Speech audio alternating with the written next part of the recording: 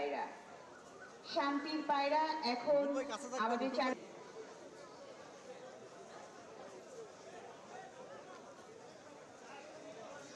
মোহাম্মদ কাউসার পালকি মোটিফে থাকবে টিটু, মফিদুল, রাজন, বাঘের মুখোশ নিয়ে যারা বের হবেন, অনুপম, খোরশেদ, রাকিব। আমি নাম ঘোষণা করেছি।